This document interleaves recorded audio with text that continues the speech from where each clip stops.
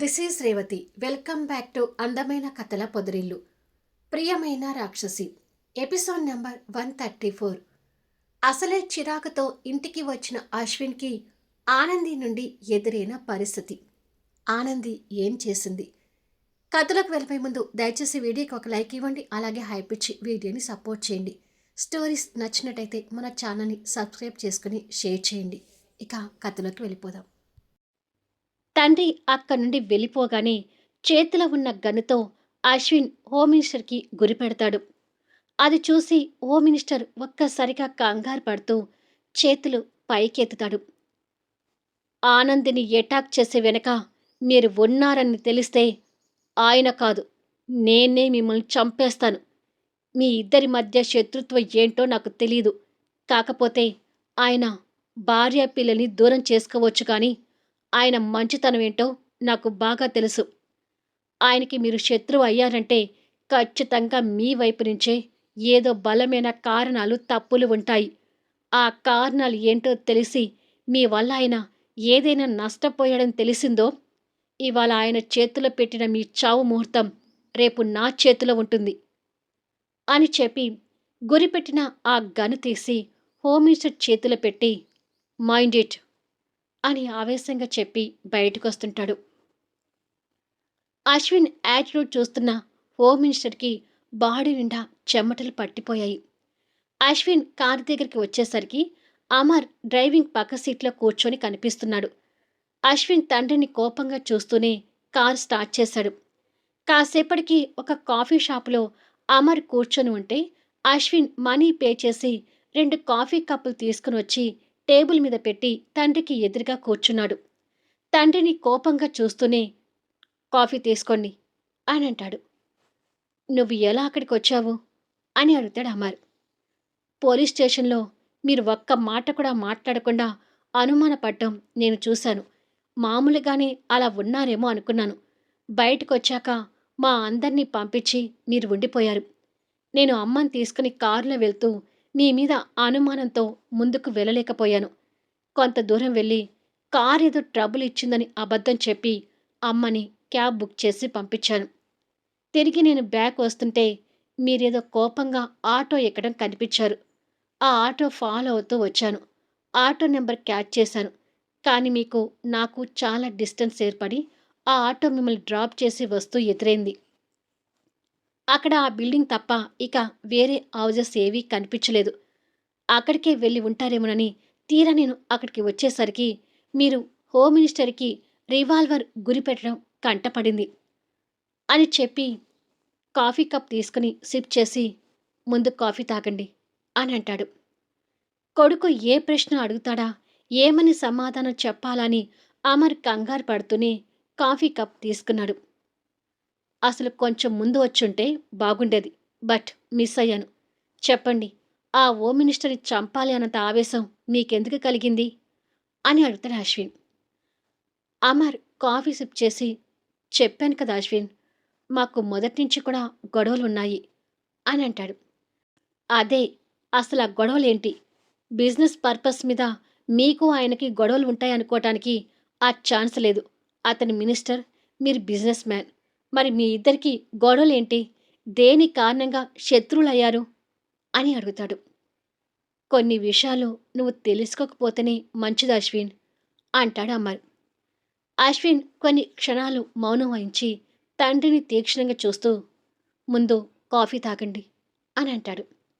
అమర్ మళ్ళీ కాఫీ తాగటం మొదలుపెట్టాడు.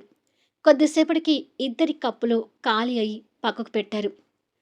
చూడండి, అన్ని విషయాలు దాచడం వల్ల దానివల్ల మీకొచ్చే లాభం ఏంటో తెలియదు, కానీ నష్టం మాత్రం ఎంతో ఉండొచ్చు. నేనిప్పుడు మీ దగ్గర నుండి దూరమైన 4-5 సంవత్సరాల కొడుకుని కాదు, మీ బాధల్ని, మీ కష్టాల్ని పంచుకుని చెట్టంత కొడుకుని. కోర్స్ నా మనసులో ఉన్న ఆవేదనతో నేను మిమ్మల్ని నాన్న అని పిలవకపోవచ్చు, బట్ మనిద్దరి మధ్య ఉన్న బ్లడ్ రిలేషన్ అయితే లేకుండా పోదు కదా. మీరు మాకు అన్యాయం చేసినా మీ మీద గౌరవంతో అడుగుతున్నాను. మీరు ఎంత స్ట్రగుల్ అయితే తప్ప ఆ హోమ్ మినిస్టర్ని చంపడానికి వెనకాడలేరని నా గట్టి నమ్మకం. అసలు అతని వల్ల మీరు పడ్డ స్ట్రగుల్ ఏంటి, మీరు పడుతున్న ఆ బాధలేంటో ఒక్కసారి చెప్పండి అని అంటాడు. వదిలే అశ్విన్ అంటాడు అమర్ చెప్పడం ఇష్టం లేక. వదిలేయటం మీకలవాటు కానీ నాకు కాదు. నా భార్య మీద కోపంతో నా భార్యని కొన్నాళ్ళు వదిలేసినా తనని వదిలి ఉండలేక తిరిగి తన్ని ఇంట్లోనే పెట్టుకున్నాను.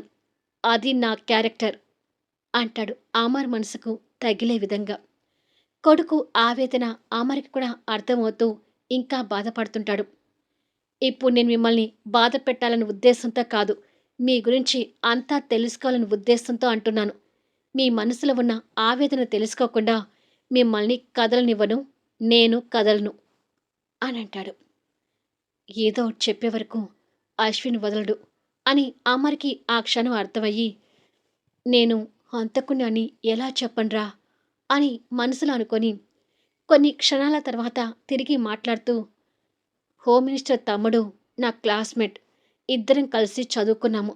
బట్ ఇద్దరి మధ్య పగ ప్రతీకారాలు ఉండేవి. అతనికి నాకు ఉన్న శత్రుత్వం కాస్త వాళ్ళ అన్నకి నాకు కూడా పాకింది. ఏదో కారణం వల్ల శశాంక్ లోయలో పడి చనిపోయాడు.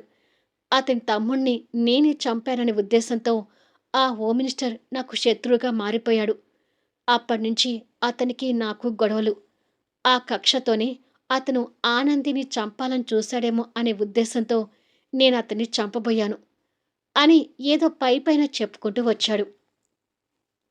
అతని తమ్ముడి పేరేంటి అని అడుగుతాడు అశ్విన్. శశాంక్ అంటూ కంగారుగానే చెప్పాడు. అమ్మ మీరు ఒకటే క్లాస్మేట్ అంటే శశాంక్ అమ్మకు కూడా తెలిసే ఉండాలి కదా అని అడుగుతాడు.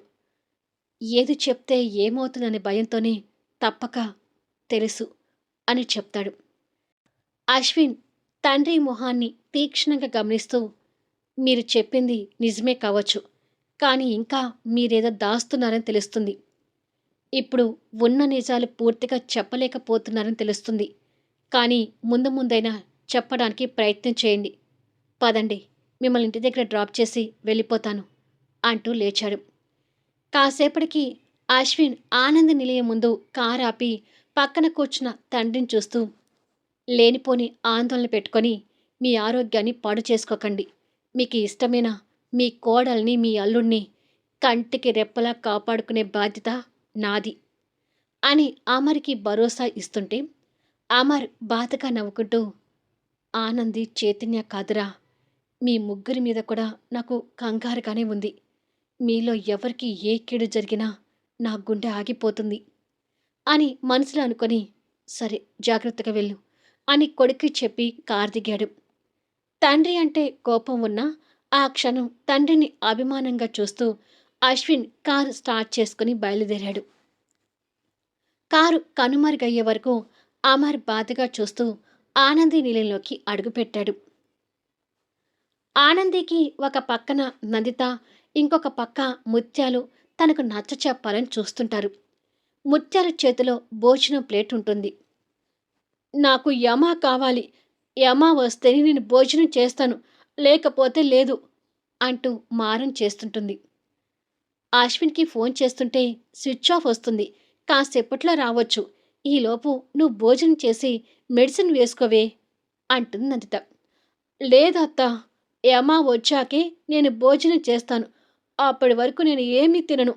అసలు నాకు ఆరోగ్యం బాగాలేదని తెలిసి కూడా నన్ను వదిలేసి యమా అలా ఎలా వెళ్ళాడు అని అడుగుతుండగా జరిగిన సంఘటనలకు అశ్విన్ స్ట్రగుల్ అవుతూ సీరియస్ ఫేస్తో రూంలోకి వచ్చాడు. అశ్విన్ రావటం ఇంకా చూసుకొని నందిత, అశ్విన్ వస్తాడులే అని ఆనంది, నువ్వు ఈలోపు తిని టాబ్లెట్స్ వేసుకో అని బతిమలాడుతూ ఉంటుంది. అవునమ్మా, టైంకి టాబ్లెట్స్ పడితే మంచిది కదా, త్వరగా తినమ్మా అంటూ ముత్యాలు తన ముందుకు ప్లేట్ తీసుకొస్తుంది.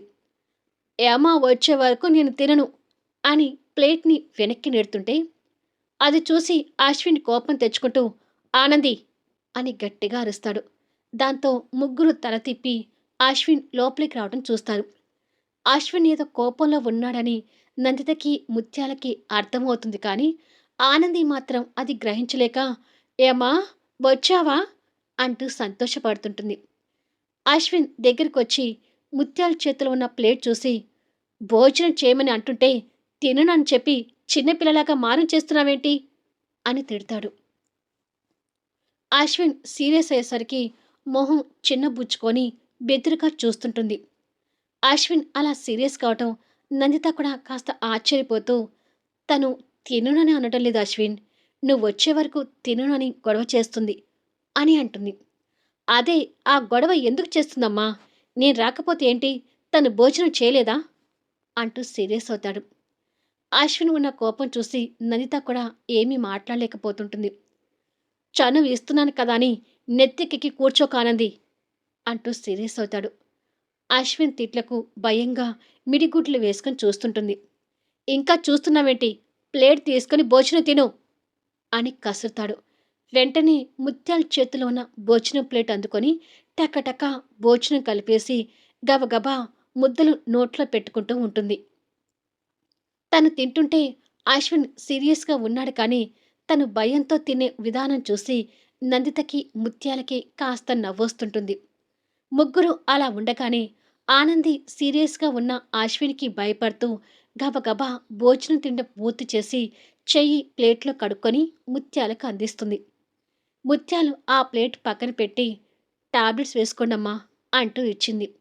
ఆనంది ఆ టాబ్లెట్స్ తీసుకుని ఓరగా అశ్విన్ వైపు చూసేసరికి అదే సీరియస్ లుక్‌తో అశ్విన్ కనిపిస్తుంటాడు. ఆ లుక్‌కి భయపడుతూ వెంటనే టాబ్లెట్స్ తీసి గొంతులో వేసుకొని ముత్యాలు అందించిన వాటర్ బాటిల్ తీసుకొని గబగబా వాటర్ తాగి తిరిగి బాటిల్ ముత్యాలకు అందించింది. ఈ మాత్రం తిని టాబ్లెట్స్ వేసుకోవడానికి వాళ్ళిద్దరిని విసిగించాలా నువ్వు? అని అడుగుతాడు అశ్విన్. ఏమీ మాట్లాడకుండా భయంతో అమాయకంగా చూస్తుంటుంది. భోజనం తిని టాబ్లెట్స్ వేసుకుంది కదా! ఇక వదిలేయ్ అశ్విన్ అంటుంది నందిత. ఈసారి అలాగే గొడవ చేస్తుంటే కోడలని కూడా చూడకుండా 2 తగిలించమ్మా! అప్పుడైనా బుద్ధొస్తుందేమో అని అంటాడు ఆనంది మీద కోపడుతూ. తిని టాబ్లెట్స్ వేసుకున్నాను కదా! ఇంకా నన్ను ఎందుకు తిడుతున్నావే అమ్మా? అంటూ ఏడుపు మొహంతో అడుగుతుంది. అలా తన ఏడుపు మొహం చూడగానే కాస్త మెత్తబడతాడు అశ్విన్. ఇక వదిలేయ్ అశ్విన్. తన్ని ఏమీ అనకు అని కాసేపు రెస్ట్ తీసుకోనంది. తలకి గాయం తగ్గే వరకు కొంచెం జాగ్రత్తగా ఉండు అని చెప్పి నందిత ఆ రూమ్ నుండి వెళ్ళిపోతే ముత్యాలు ఆ ఎంగిలి ప్లేట్ తీసుకుని వెళ్ళిపోతుంది.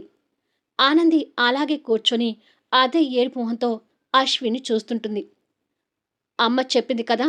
ఇక పడుకొని రెస్ట్ తీసుకో అని చెప్పి అశ్విన్ బయటికి వెళ్ళబోతుంటే ఏమా అంటూ పిలుస్తుంది. వెళ్ళబోయిన అశ్విన్ వెనక్కి తిరిగి ఏంటి అని అడుగుతాడు అదే కోపంతో. నువ్వివాళ ఆఫీస్ కూడా వెళ్ళకుండా నా దగ్గరే ఉంటానని చెప్పావు కదా! మరెందుకు ఉండకుండా ఎక్కడికో వెళ్ళిపోయావు? అలా వెళ్ళిపోయి ఇప్పుడొచ్చి పైగా నన్నే తిడుతున్నావెందుకు? అని అడుగుతుంది. ఉదయం తనకి అలా చెప్పడం గుర్తు తెచ్చుకొని, నాకు బయట అర్జెంట్ పని ఉంటే వెళ్ళాల్సొచ్చింది అని అంటాడు. అలా వెళ్ళాలనుకుంటే నాకు ఒక్క మాట చెప్పిపోతే పోయేది కదా! అని అంటుంది. ఇప్పుడు నీకు చెప్పకుండా పోతే ఏమైంది? అని అడుగుతాడు. ఏమీ కాలేదు కానీ, ఇన్ని రోజులు నిన్ను మిస్ అయ్యాను కదా!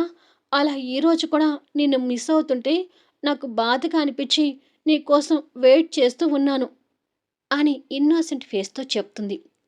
తన ఫీలింగ్స్ అశ్విన్ అర్థం చేసుకునేసరికి తన మీద కలిగిన ఆ కోపం వదిలిపోయి, తన దగ్గరకొచ్చి తన పక్కన కూర్చొని, "నువ్వు నాకు ఇలా ఎడిక్ట్ అయితే ఎలా చెప్పు?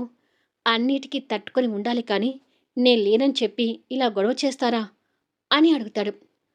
ఆనంది అశ్విన్ ఛాతీ మీద వాలిపోయి, "అది అమ్మా! ఏ విషయంలో అయినా నేను తట్టుకుంటాను కానీ, నీ విషయంలో మాత్రం నేను అస్సలు కాంప్రమైజ్ కాలేను. అసలు నీకు దూరమైన ఇన్ని రోజులు కూడా నేను మనిషిగా లేను తెలుసా?" అని అంటుంది చిరుకోపంతో. అశ్విన్ తన మాటలకు బాధపడుతూ తన భుజం చుట్టూ చేయి వేసి దగ్గర తీసుకుని తన తల మీద ముద్దు పెట్టుకొని, ఇంకెప్పుడు నిన్ను దూరం పెట్టనులే, ఇక ఆ విషయాల గురించి పూర్తిగా వదిలేయ్ అని అంటాడు. సరే అమ్మా, ఇంతకు నువ్వు భోజనం చేయలేదు కదా, వెళ్ళి భోజనం చేసిరా, తర్వాత ఇద్దరం కూర్చుని మాట్లాడుకుందాం అని అంటుంది. భోజనం కాదు, అసలు ముందు అమ్మతో మాట్లాడాలి అని మనసులో అనుకొని, సరే నేను భోజనం చేసొస్తాను, నీకు బోరుగా అనిపిస్తే టీవీ చూడు అంటూ లేచి తనకి రిమోట్ ఇచ్చాడు. ఆనంది ఆ రిమోట్ అందుకొని టీవీ ఆన్ చేసి చూస్తుంటుంది. తను టీవీ చూడటం చూసి అశ్విన్ రూమ్ నుంచి బయటకు వెళ్ళిపోతాడు. నందిత ఏదో బిజినెస్ కాల్ మాట్లాడుతూ ఉంటే అశ్విన్ లోపలికొచ్చాడు. నందిత కొడుకు రావడం చూసి, సరే నేను తర్వాత ఫోన్ చేస్తానులే అని చెప్పి ఫోన్ పెట్టేసి, ఏంటి అశ్విన్ ఇలా వచ్చావు? నాతో ఏదైనా మాట్లాడాలా అని అడుగుతుంది.